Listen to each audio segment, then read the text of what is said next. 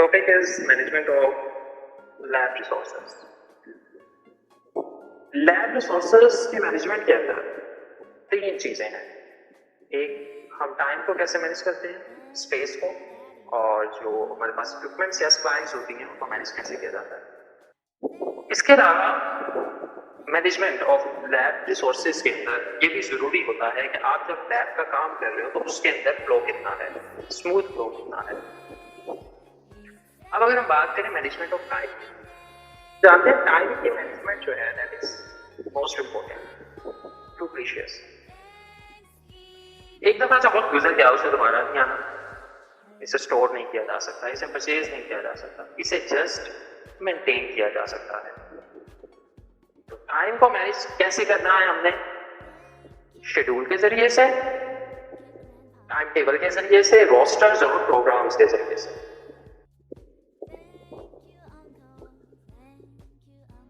Schedule, that is an easy way of dividing and managing time.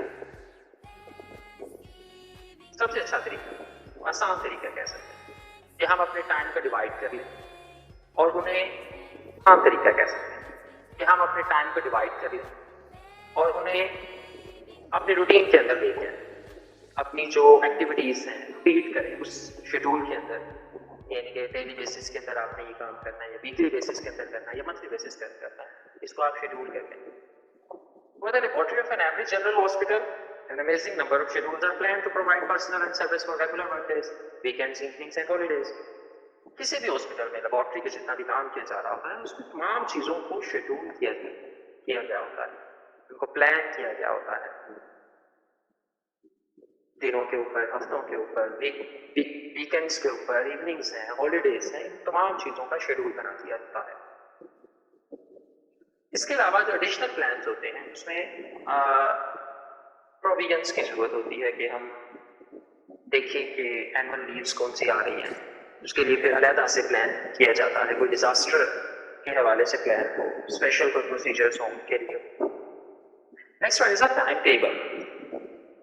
Schedule से different है time table, क्योंकि time table में this is a use for non repetitive activities. इसके अलावा irregular activities जो हैं वो डिफरेंट टाइम्स और डिफरेंट प्लेस पे हों. Next is a programme. Programme जो है आप क्या करें, इसके अंदर ये है कि आप जो एक्टिविटीज कर रहे हैं एक लॉन्ग पीरियड ऑफ टाइम पे, डिफरेंट प्लेसेस पे, डिफरेंट लोगों के साथ, तो उसको आप प्रोग्राम में कन्वर्ट कर लें. एक प्रोग्राम जब की हुई चीज होती है जब आपने मुख्तलिफ एक्टिविटीज करनी है, मुख्तलिफ पीरियड ऑफ टाइम पे एक्टिविटीज करनी है, मुख्तलिफ जगहों पे करनी है, तो फिर जब आप इन चीजों को प्रोग्राम कर लेते हैं, खास लाहे अमल कैसे पे जाते हैं, तो फिर ये आपको बताता है, ये क्वेश्चंस के आंसर बताता है कि कब करना है, क्या करना है, व्हाट, हु, व्हेन, वेयर, कहाँ करना. Next is the roster. इसमें भी एक्टिविटीज जो है रेपिटेटिव होती हैं और सेम वक्त में होती हैं by different people at different times. मुख्तलिफ औकात में मुख्तलिफ लोगों के लिए रिपीटेटिव एक्टिविटीज होती हैं. जिस तरह ड्यूटी रोस्टर होता है, एक ड्यूटी रोस्टर जिस तरह होता है उसमें तमाम मुख्तलिफ लोगों का एक ही वक्त पे रिपीटेटिव एक्टिविटीज को अरेंज किया होता है. Next is a various plans for nights and weekends, callback system. Labor laws and union. Nights की, weekends के भी different plans होते हैं. लेबर लॉ जो हो या जो यूनियन एग्रीमेंट्स होते हैं उसमें बताया जाता है कि आपको कितनी पे दी जाएगी, पर कॉल बैक कितनी पे दी जाएगी, पर और हर कॉल पे कितनी होगी, रिटर्न टाइम पे या जब ट्रांसपोर्टेशन की जाए इस पर. फिर रेगुलर शिफ्ट्स में एक खास definitive number of personal required होते हैं, यानी कि खास तादाद उन लोगों की जिन्होंने काम करना है, जो लेबोरेटरी वर्कर्स हैं उनकी एक खास नंबर्स ऑफ पर्सनल्स रिक्वायर्ड होते हैं, जिन्होंने घंटे काम करना है, जिन्होंने 5 दिन काम करना है, जिन्होंने 2 दिन छुट्टी करनी है, ये तमाम उनकी रेगुलर शिफ्ट्स में शामिल होता है। Teams for shift work and weekends, technicians जो हैं वो एक टीम बनाते हैं ताकि कवर किया जा सके इवनिंग में किसने काम करना है, नाइट शिफ्ट्स में किसने काम करना है। टेक्नीशियंस जो है वो कवर करते हैं शॉर्ट इवनिंग शिफ्ट और फिर जो है वो stand by duty call backs assume कर लेते हैं कि फिर दोबारा अगर कॉल बैक आ जाती है ड्यूटी की तो उसको किस तरीके से मैनेज करना है। टीम इसमें रजिस्टर्ड टेक्नीशियंस पर मुश्तमिल होती है जिन्होंने लेबोरेटरी स्टाफ को ज्वाइन किया होता है। Next one is the management of space, intra laboratory relationships. The relationships में हम बात कर रहे हैं किस टॉपिक में स्पेस को मैनेज करना। एक तो पहले ये कि मुख्तलिफ लेबोरेटरीज का जो रिलेशनशिप है उनको हमें डिफाइन करना चाहिए। फिर देखना चाहिए कि जो हमारे पास एरियाज हैं हमने कौन से एरियाज जो हैं वो सिलेक्ट किए हुए हैं। फिर बॉटनी को कौन सा एरिया दिया हुआ है जहां पर हम स्पेसिमेन रिसीव कर रहे हैं, जहां पे हम डाटा प्रोसेस कर रहे हैं, ग्लॉस वॉशिंग कर रहे हैं, फ्ला फ्ला, ये जितने एरियाज हैं हमने उनको किस काउंट में रखा हुआ है।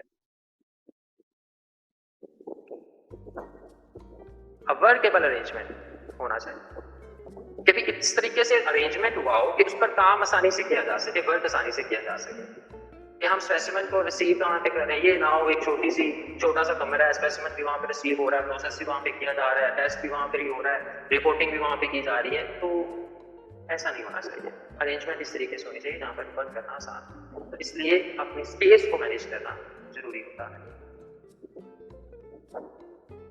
आप ये देखें कि लेबोरेटरीज का वॉल्यूम कितना है, बड़ी हैं, छोटी हैं, हेमाटोलॉजी केमिस्ट्री के लिए कितना आपको चाहिए, आपका सेंट्रल एरिया कितना है। तो आपका सेंट्रल एरिया से आपका जो सेंट्रल एरिया है जहाँ पर आप रिसीविंग कर रहे हैं वहां से लेके आपके जो डिफरेंट लेबोरेटरीज हैं उनमें कितना स्पेस है, क्या ये क्लोज है कि नहीं है। सेंट्रल एरिया से जो डिफरेंट लेबोरेटरीज हैं वो करीब हैं या नहीं, इनको भी मैनेज करना पड़ता है। और इसके अलावा फिर ये देखना पड़ता है कि जो लेबोरेटरीज हैं अगर छोटी हैं और उसको हम लोग किस तरीके से सेफ्टी मेजरमेंट्स दे रहे हैं। Traffic flow, this is very important to plan the traffic flow so that intra-laboratory traffic is separate from outside traffic. Traffic flow का प्लान करना इंपॉर्टेंट होता है। इसलिए जो इंट्रा लेबोरेटरी ट्रैफिक है, ट्रैफिक उसकी बात की जा रही है, यानी कि जो वर्किंग है, काम की नोयत है। इसलिए कहा जाता है जो बाहर के आउटसाइड ट्रैफिक है और जो अंदर लेबोरेटरी की ट्रैफिक है सेपरेट होनी चाहिए ताकि काम करना आसान हो। जहां पर काम कर रहे हैं लोग, जहां पर लोग जो है आके अपने सैंपल्स दे रहे हैं उसकी ट्रैफिक अलग होनी चाहिए और जहां पर उसको प्रोसेस किया जा रहा है उसकी ट्रैफिक अलग होनी चाहिए। Specimen and data flow, a diagram of specimen data flow through the proposed laboratory will be helpful in arranging a schematic layout.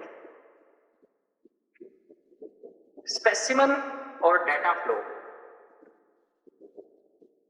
एक प्रपोज लेबोरेटरी के थ्रू जो है हमें हेल्पफुल होती है कि हमने किस तरीके से अरेंजमेंट कर।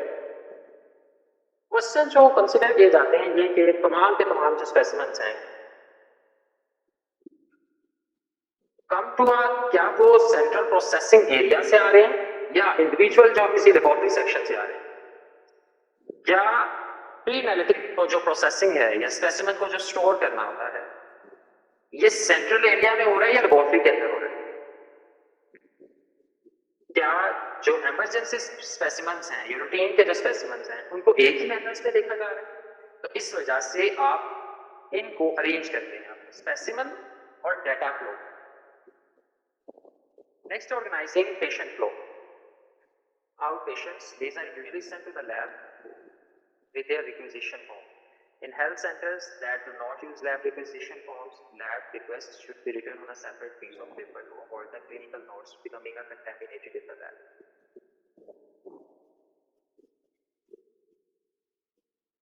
तो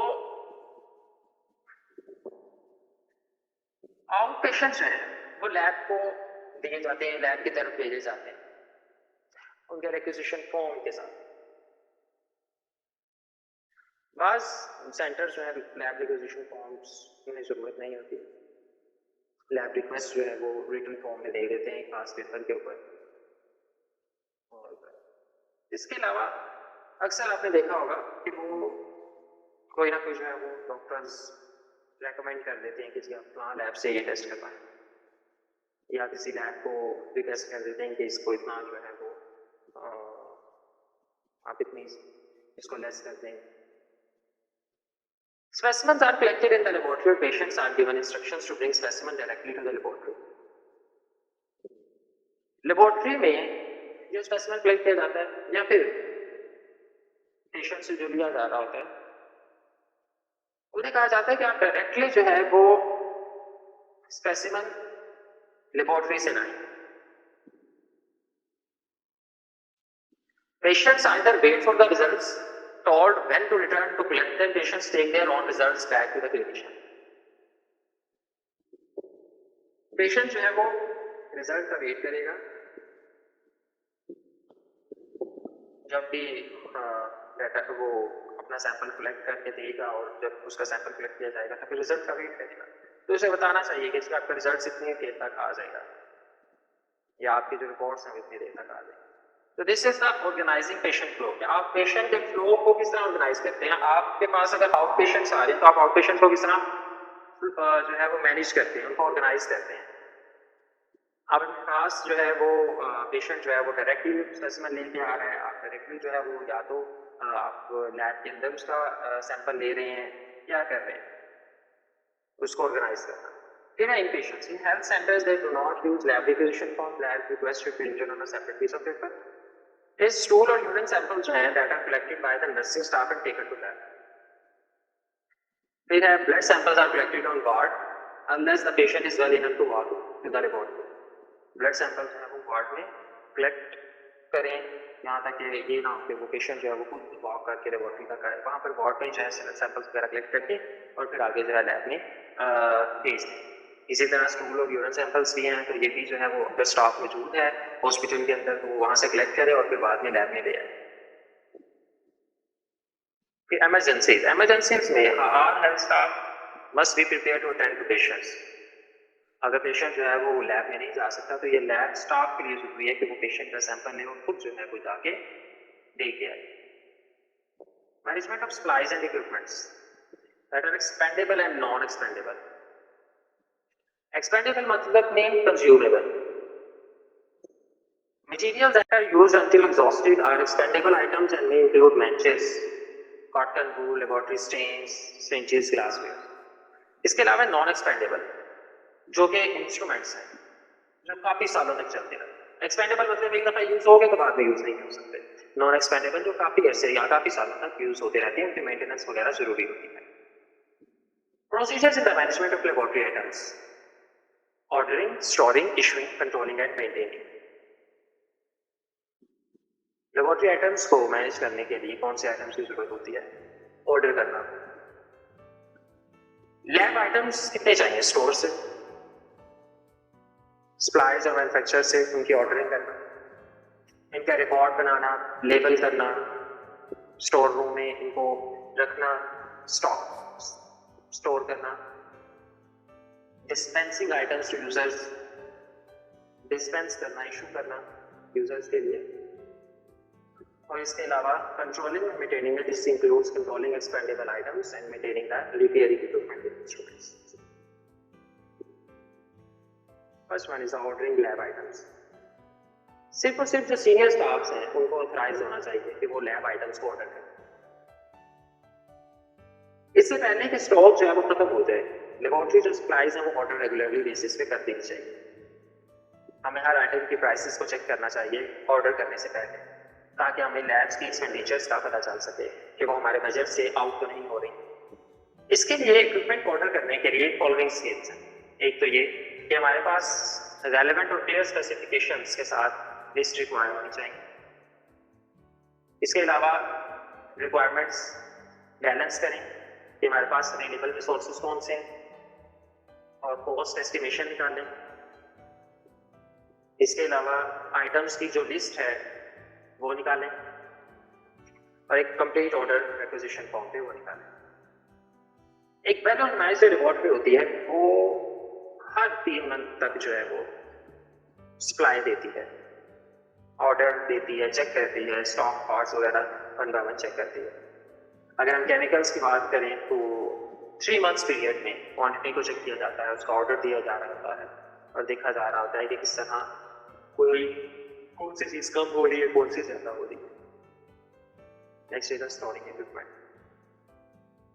Equipment that is stored in a main store or reserve store where stocks are kept but not used.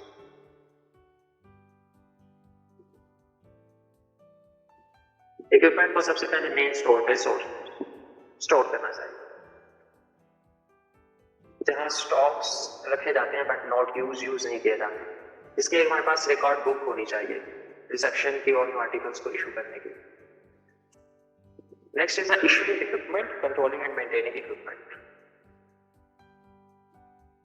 Issuing में आप इशू करते हैं किसी भी अपने ऑर्डर्स को 3 पेपर प्रोसीजर होता है।